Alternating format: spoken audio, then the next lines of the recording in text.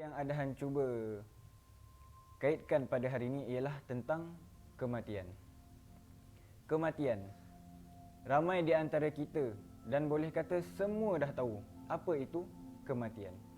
Ya, kematian adalah sesuatu yang nyata. Namun sedikit daripada kita yang mengambil kisah tentang kematian tersebut. Sedikit daripada kita yang membuat persediaan awal terhadap kematian yang akan kita hadapi. Jadi ramai di antara kita, boleh kata ramai di antara kita yang langsung tidak memikirkan apa-apa tentang kematian. Ingat, kematian itu adalah pasti. Kullu nafsin za'iqatul maut. Setiap yang hidup, setiap sesuatu yang berhidup, yang bernyawa, pasti akan merasakan kematian. Jadi siap sediakan amal, buat baik, sentiasa beramal soleh, sentiasa mendirikan solat, sentiasa mengikuti perintah yang telah diperintahkan oleh Allah. Supaya apa? Supaya kita berbahagia ketika kita mati nanti. Jadi bila kita dah masuk ke dalam alam perkuburan, apabila ditanyakan oleh malaikat, "Man rabbuka?" Siapa Tuhanmu? Rasa-rasa apa jawapan yang terbaik yang akan kita bagi? Ingat, ketika kita dah masuk ke dalam kubur, mulut kita dikunci, tangan diikat dan seluruh badan kita diikat. Tapi yang akan menjawab segala pertanyaan yang dijawabkan oleh malaikat adalah amal kita. Tiga perkara yang akan mengikuti kita ketika jenazah kita dihantar ke perkuburan, dan dua akan kembali dan satu yang tinggal. Apa tiga perkara tersebut? Harta, keluarga dan amal. Ketika kita telah dimasukkan ke dalam liang lahat, ketika kita telah dimasukkan ke dalam kubur, dua yang akan kembali dan satu yang akan tetap bersama kita. Apa yang akan kembali tersebut?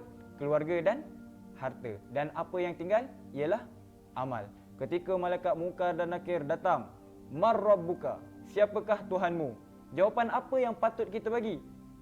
Sedangkan di dalam dunia sahaja, ketika diperintahkan untuk mendirikan solat, kita tak kerjakan. Ketika kita mendengar laungan azan mengajak kita untuk mendirikan solat, kita abaikan.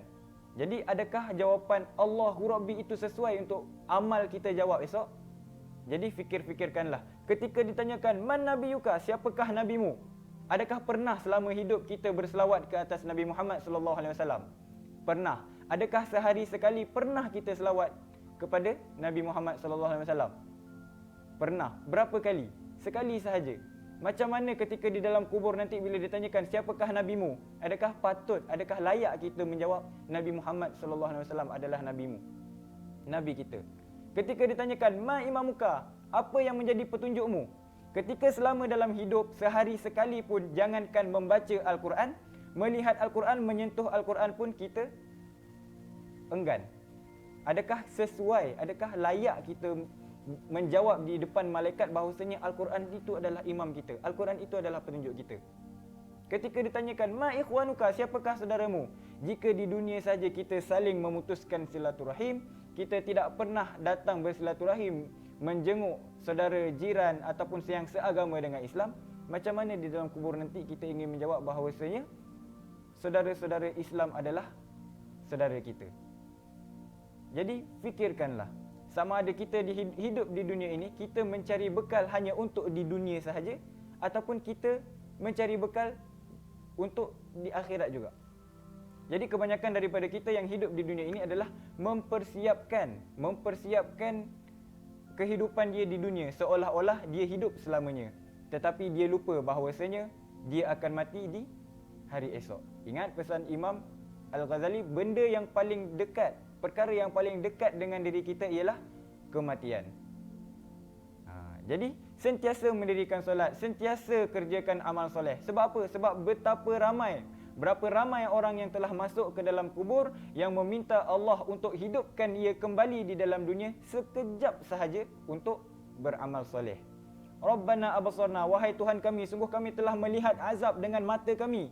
Wasami'na, dan kami telah mendengar azab tersebut dengan telinga kami. Farji'na, maka kembalikanlah kami di dunia walaupun sekejap. Untuk apa?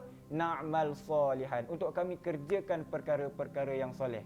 Dan masa itu ketika kita telah meninggal dunia, ketika kita telah masuk ke dalam alam kubur, itu tidak ada maknanya. Semuanya akan menjadi sia-sia. Walaupun kita berjanji dan kita akan pastikan bahawasanya kita ketika kembali ke dunia kita akan mengerjakan amal soleh, masa itu tidak ada maknanya lagi. Sudah tidak ada makna. Jadi selama pintu taubat, pintu maghfirah Allah buka seluas-luasnya, maka segeralah bertaubat, segeralah melakukan perintah Allah.